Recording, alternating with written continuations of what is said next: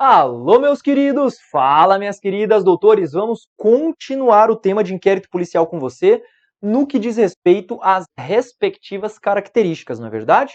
Eu já vi com você que o inquérito policial ele é inquisitivo, ele é escrito e ele é discricionário. Nós vamos, portanto, a partir de agora, na quarta característica do inquérito policial, que afirma que o inquérito ele é sigiloso. Vamos lá? Então, nós estamos no tema de características do inquérito policial. Olha só, características do inquérito policial. E nós vamos entrar na nossa quarta característica. Meus amigos, o inquérito policial, ele deve ser sigiloso. Pedro, por que o inquérito policial ele é sigiloso? Eu vou dar uma explicação para você justamente tendo em vista o que nós já vimos, no que diz respeito ao inquérito ser inquisitivo, e também uma explicação um pouco mais aprofundada. Vê se faz sentido. Quer ver? Eu falei que o inquérito policial ele é inquisitivo. E você bem sabe que no sistema inquisitivo, nós não prezamos pela publicidade dos atos. Nós prezamos por um procedimento sigiloso. Essa é a primeira vertente. O sistema é inquisitivo utilizado no inquérito policial. E além disso, o sigilo, dentro do âmbito do inquérito, ele serve para blindar a figura dos envolvidos propriamente dito. Pedro, como assim? Quer ver? Imagina que você está aí na tua casa e, de repente, a sua namorada ou o seu namorado te liga e fala assim, amor, eu não vou poder te encontrar para almoçar porque eu tenho que resolver uns probleminhas. Ela fala, não, beleza. Chega a noite, o casal se encontra, e ele ou ela questiona, por que você não pôde me encontrar no almoço? Ele fala, não, eu tive que dar um pulo na delegacia, porque eu estou respondendo por homicídio, estupro e latrocínio. Doutor, eu te pergunto, você vai olhar para essa pessoa com os mesmos olhos? Não. Sabe por quê? Porque nós, intrinsecamente, somos preconceituosos. Então, olha só pela pessoa responder pelo crime, nós já pré-julgamos a pessoa daquele feito. Logo, o sigilo do inquérito, meus amigos, ele visa blindar os envolvidos no inquérito daquilo que nós chamamos do pior julgamento que existe, que é o julgamento social. Então vamos colocar isso no quadro? O inquérito ele é sigiloso. Pedro, por que o inquérito ele é sigiloso? Doutores, porque ele visa blindar, os envolvidos no fato criminoso, justamente para evitar pré-julgamento. Para evitar pré-julgamentos. Esta vem a ser a figura do sigilo do inquérito policial. Só que, meus amigos, este sigilo do inquérito ele também não é absoluto. Ele pode ser mitigado quando houver interesse público. E a quebra do sigilo do inquérito é discricionário do delegado de polícia. Claro, em havendo interesse público. Pedro, você pode me dar um exemplo? Claro que eu posso. Exemplo clássico que nós temos: retrato falado. Meus amigos, o delegado muitas vezes vai à imprensa e avisa quem é o suposto criminoso, alertando sobre um possível retrato falado para que as pessoas do povo identifiquem tal pessoa. Então repare, esse sigilo ele não é absoluto, ele pode ser mitigado, ele é relativo, ok? Então este sigilo é isso que eu preciso que você entenda. Além disso, eu gosto sempre de classificar com você este sigilo em sigilo externo e sigilo interno. Pedro, o que é tecnicamente o sigilo de cunho externo? Doutor, esta modalidade de sigilo diz respeito a terceiros desinteressados, são os famosos curiosos. Então a polícia, ela não quer divulgar para terceiros desinteressados e também para a imprensa informações relativas ao inquérito. Logo, você vai colocar o seguinte: o sigilo externo, ele abarca os desinteressados, terceiros desinteressados no processo, que na verdade não é processo ainda, não é? E também imprensa. Ok? Bacana? Então, terceiros desinteressados e a imprensa, eles são acobertados pelo sigilo externo. Pedro, e o sigilo interno? Meus amigos, dentro do sigilo interno, nós estamos lidando tecnicamente com os protagonistas da investigação. É dizer, eu estou afirmando para o escrivão de polícia, para o agente, para o investigador, para o papiloscopista, delegado e peritos, que eles não podem divulgar informações coletadas em sede de inquérito. Meus amigos, permita-me um exemplo prático. Esses dias ligou uma pessoa lá no Instituto de Criminalística de Curitiba, né? E questionou a respeito de um laudo. Viu, eu gostaria de saber o resultado desse laudo, porque eu sou envolvido no processo, e eu, de maneira imediata, continente, falei, olha, é o seguinte, eu não posso liberar para você esse resultado. Esse resultado tem que ser liberado para a autoridade competente, que é o delegado de polícia, para que ele faça daquilo que achar necessário esta liberação. Percebeu? Não se pode vazar informações da investigação. Por isso que o sigilo interno é assim que deve ser tratado. Mas, doutor, permita-me fazer a seguinte afirmativa. O sigilo interno do inquérito, ele é frágil. Pedro, por que o sigilo interno do inquérito ele é frágil? Porque ele não obsta que 3 autoridades tenham acesso amplo aos elementos colhidos em sede de inquérito. Quais são essas autoridades? Olha só, eu vou colocar para você o seguinte, ó. Este sigilo interno, ele é frágil. Por que ele é frágil? Porque você vai afirmar que o juiz,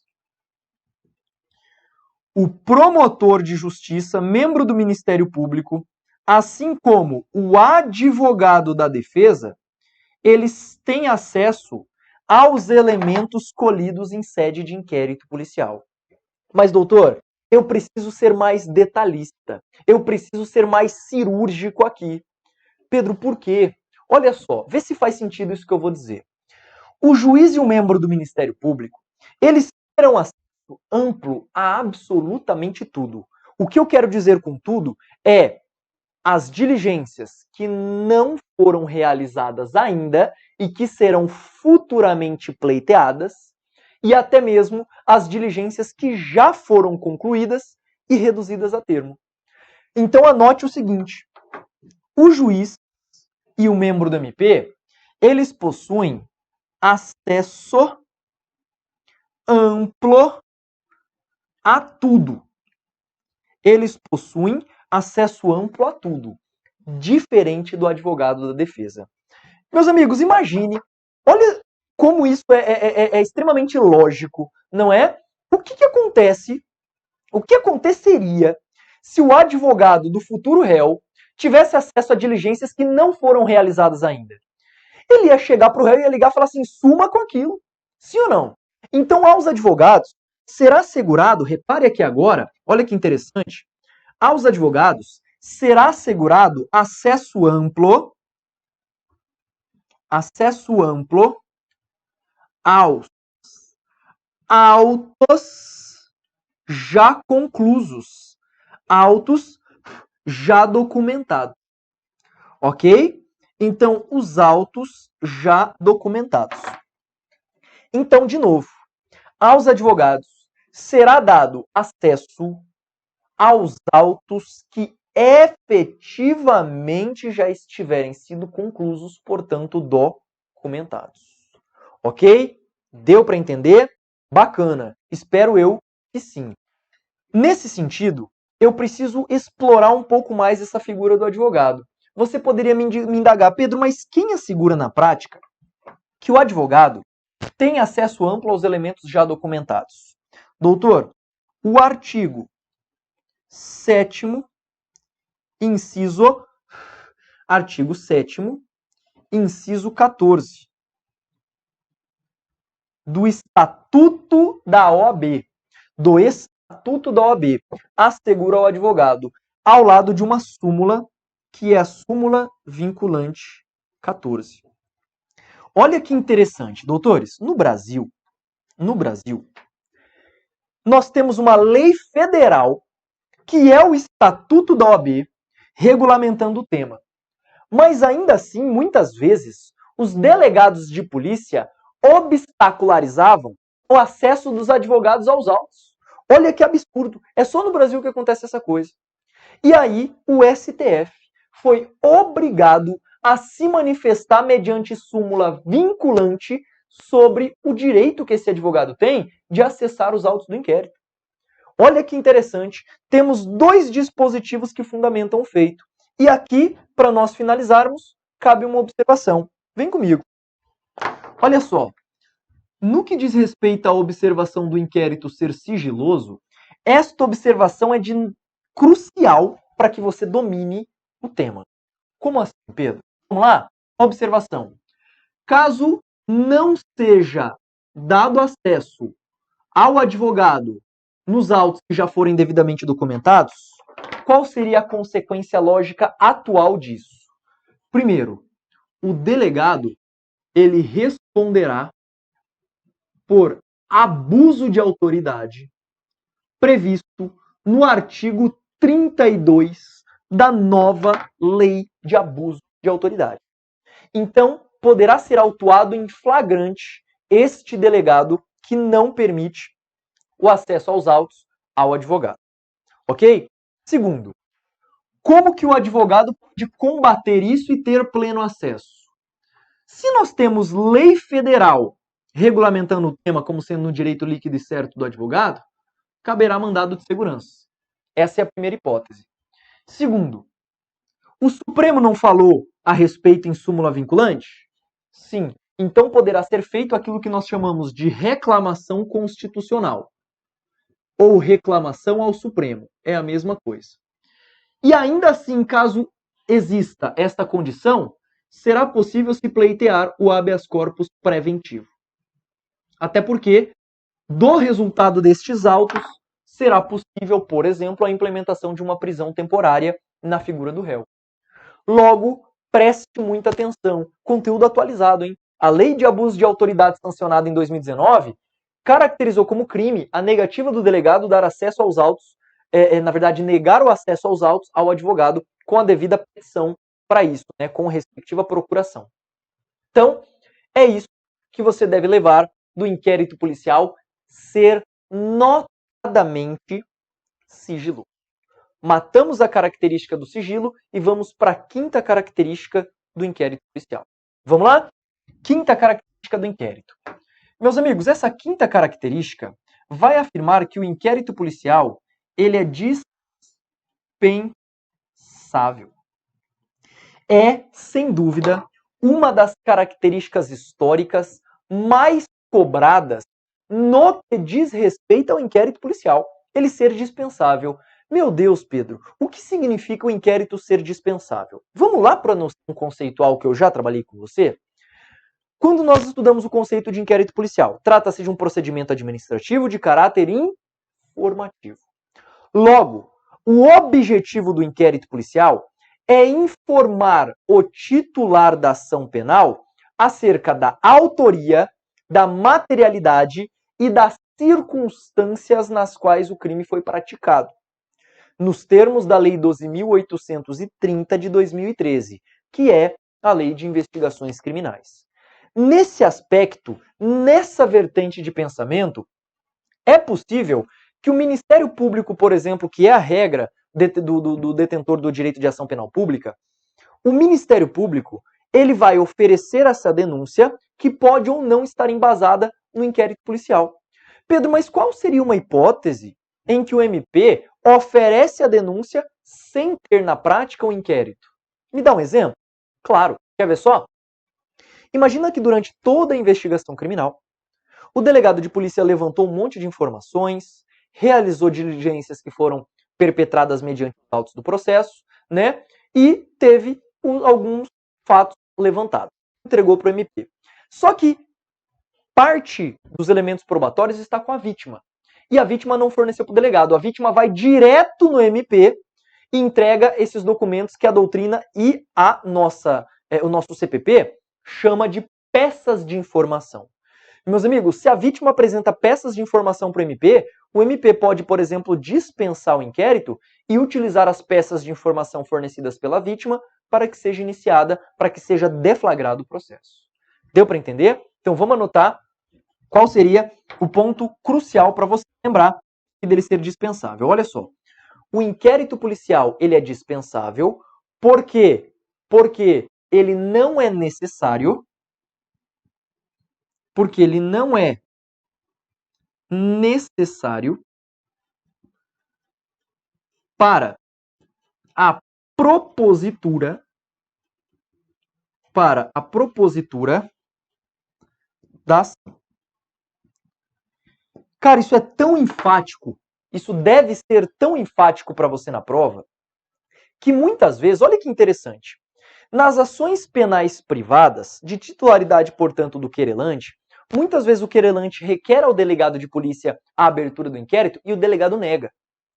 Nesse caso, se fosse indispensável o inquérito, isso inviabilizaria o direito de ação do querelante, do titular da ação penal privada. Por isso que também o inquérito ele é considerado dispensável, não se mostra necessário para a propositura da ação. Sexta característica. Meus amigos, essa aqui cai, hein?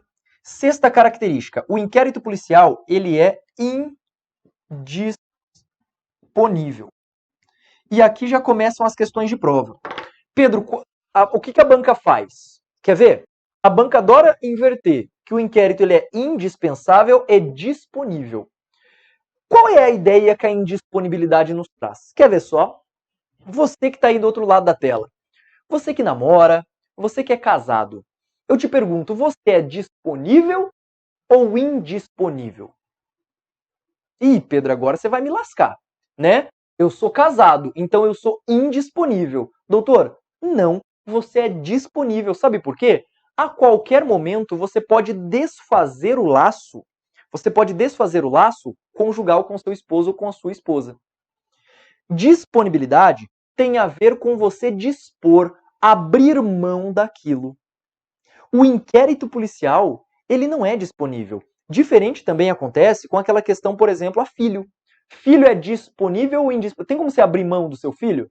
Não, meu brother. Filho é filho e não tem jeito, né? Filho é indisponível. Ok? Então a indisponibilidade traz a ideia para o delegado da seguinte forma: delegado, o inquérito policial, ele é revestido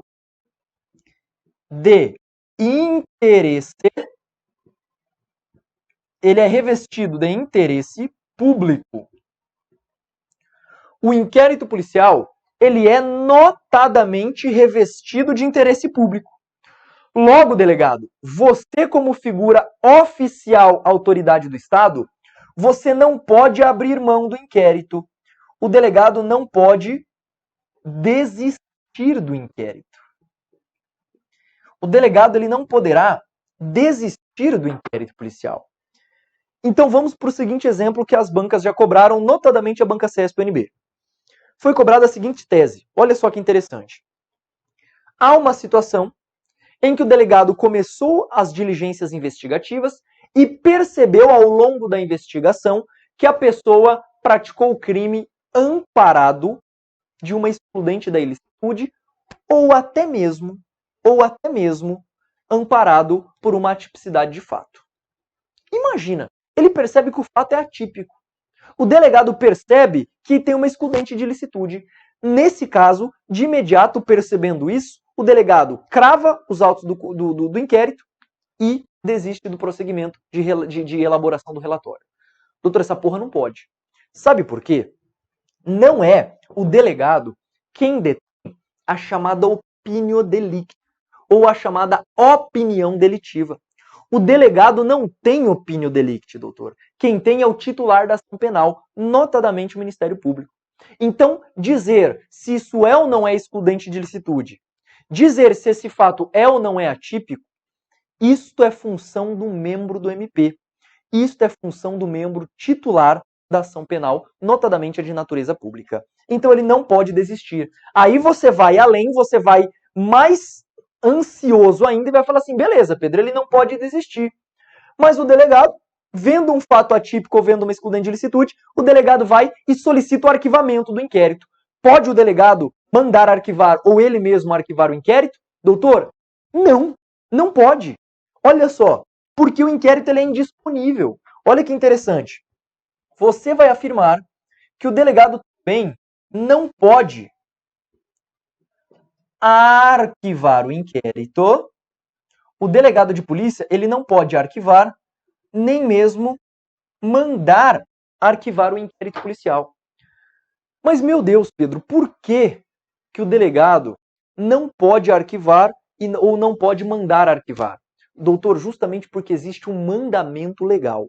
O artigo 28 do Código de Processo Penal estabelece que o arquivamento do inquérito é feito pelo membro do Ministério Público à luz do pacote anticrime.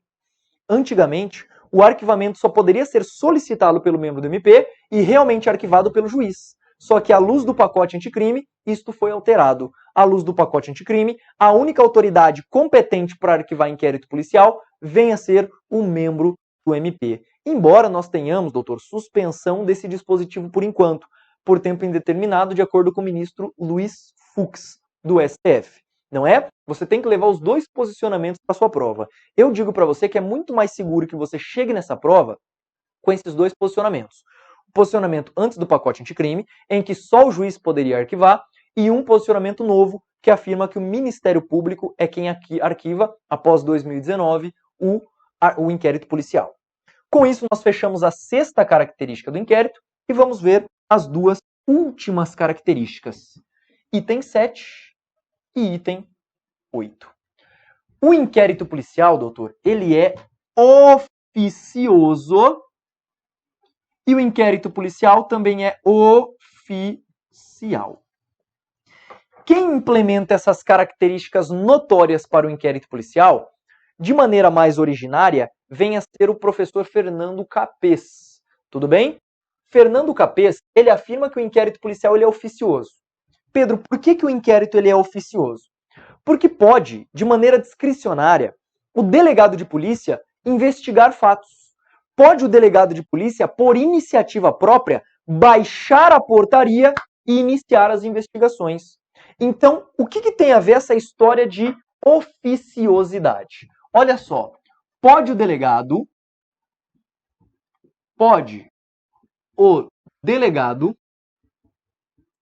iniciar de ofício. Por iniciativa própria do delegado, ele pode baixar a portaria e dar início ao inquérito policial. Tudo bem? Oficiosidade. Em nada se confunde, doutor, a oficiosidade com a oficialidade. Olha o que nos afirma a oficialidade. Lembrando que é possível que a banca também traga sinônimos, né? Sinônimos como assim, Pedro? O inquérito policial, ele é oficial, ou chamado também com a característica de autoritariedade. O que significa autoritariedade? Significa que o inquérito policial ele deve ser presidido por autoridade oficial do Estado, logo, devidamente concursada e bacharel em direito, nos termos da Lei 12.830 de 2013. Quem é esta autoridade oficial do Estado que preside o inquérito policial? Meus amigos, nossos queridos delegados de polícia. Então, ele ser oficial significa dizer que ele é um instrumento oficial do Estado, sendo presididos por autoridades públicas, que aí você precisa interpretar à luz da Lei 12.830. Quando o professor Fernando Capês, à luz também de outros doutrinadores da área de processo penal como Renato Brasileiro, eles salientam a ideia trazida pela Lei 12.830 de 2013, que é a lei que versa sobre investigações criminais. Nesta lei, você encontra algumas características desse delegado, dessa autoridade oficial do Estado. Por exemplo, como eu já falei, o delegado ele exerce funções essenciais de natureza jurídica exclusivas do Estado. Percebeu a oficialidade aí? Além disso, esse delegado, para que ele presida o inquérito policial, para que ele seja chamado de delegado mesmo, ele tem que ser devidamente concursado e tem que ser bacharel em direito. A lei, inclusive, ela vai além, doutores. A Lei 12.830. Ela ainda fala o seguinte, delegados, a vocês será dado o mesmo tratamento protocolar dado aos defensores públicos, aos membros do Ministério Público e também aos juízes. Qual seria esse tratamento protocolar, Pedro? Ser chamado de doutor. É mole. No Brasil, nós temos uma lei que manda chamar o delegado da mesma forma que nós chamamos os juízes, os defensores públicos e os promotores. Olha como a classe de delegados no Brasil é, de fato, uma classe forte. Portanto, quando a Lei 12.830 afirma que será dado o mesmo tratamento protocolar, ela tem justamente esta ideia: tratamento no que diz respeito ao âmbito das investigações. Ok? Então, assim, meus amigos, eu matei com você as 8 características que eu julgo relevantes para nós em se tratando de inquérito policial e já lhes adianto que essas características elas são cruciais para que você domine as questões que vierem na prova. É um tema que está presente em muita questão de diversas bancas por aí. E assim a gente fecha mais um tema de inquérito policial que diz respeito às suas características.